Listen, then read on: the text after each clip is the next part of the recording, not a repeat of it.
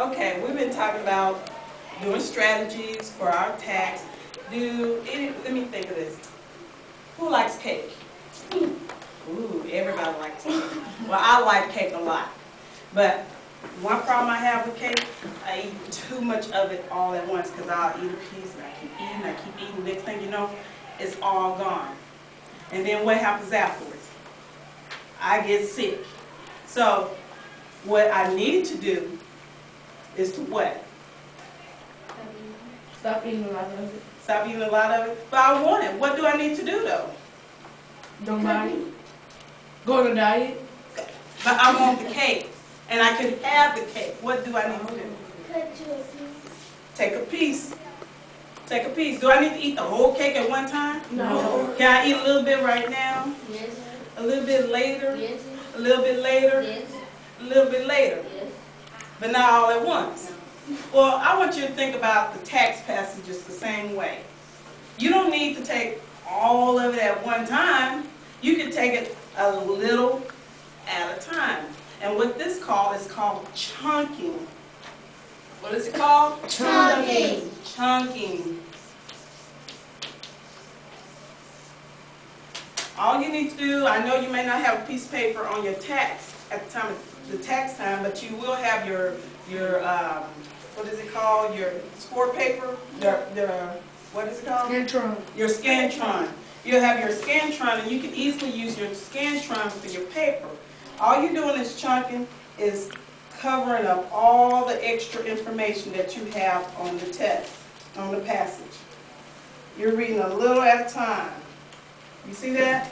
It doesn't look like it's a lot when you cover it up, right? Because I know these tests are very long and boring, and you don't want to do this. The people in the tax land, all they're trying to do is give you as many passages as possible, so you'll what? Fail. So you'll fail, you'll give up, you'll like, ugh.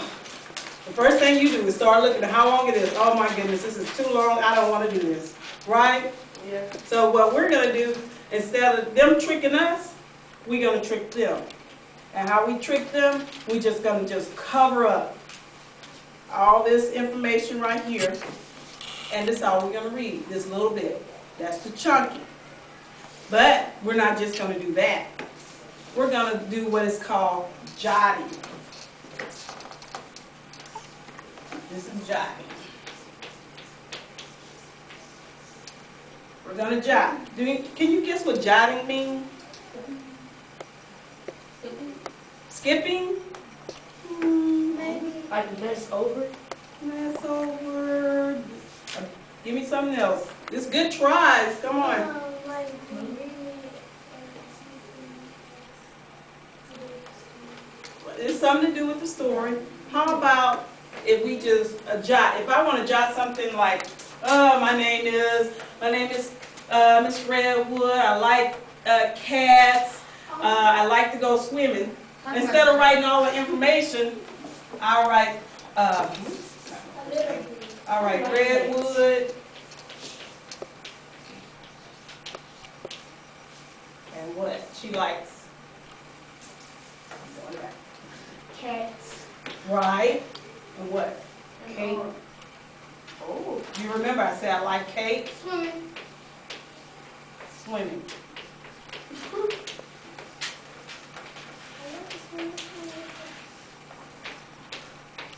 Can you remember that?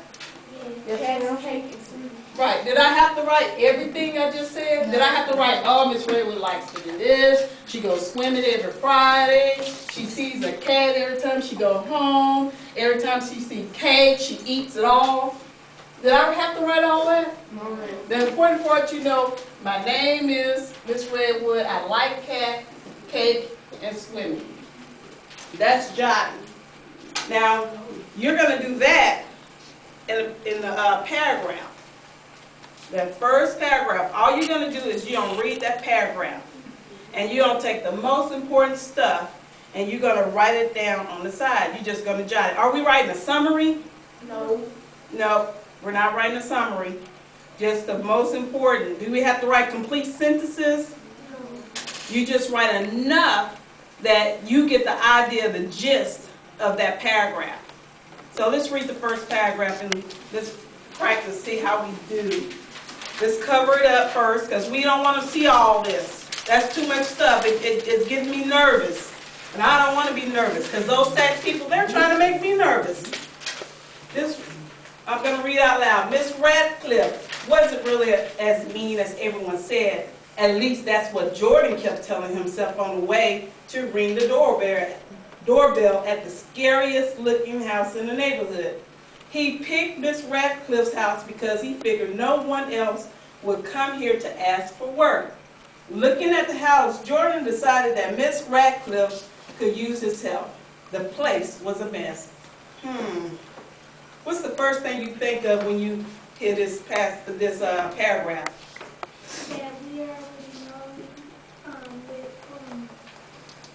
that we know a little bit about Miss Radcliffe. Miss Radcliffe, so we want to write her name.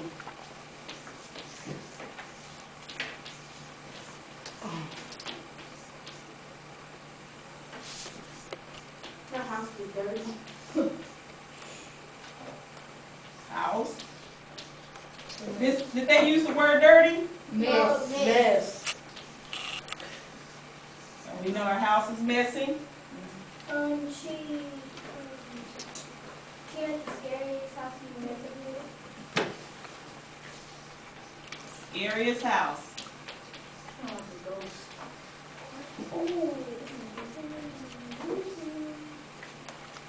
What else? No. What she mean? No. It said Miss Radcliffe. Scary. No. Not really as mean. Not really. Not as mean.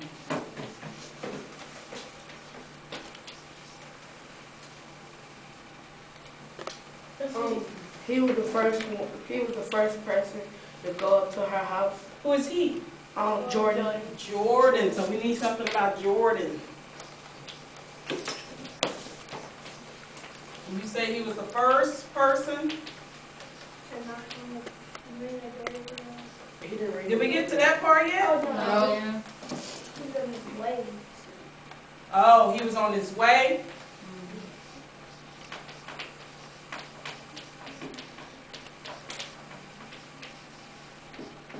I don't call her Rad. We don't have to always write out the whole thing. What else about Jordan?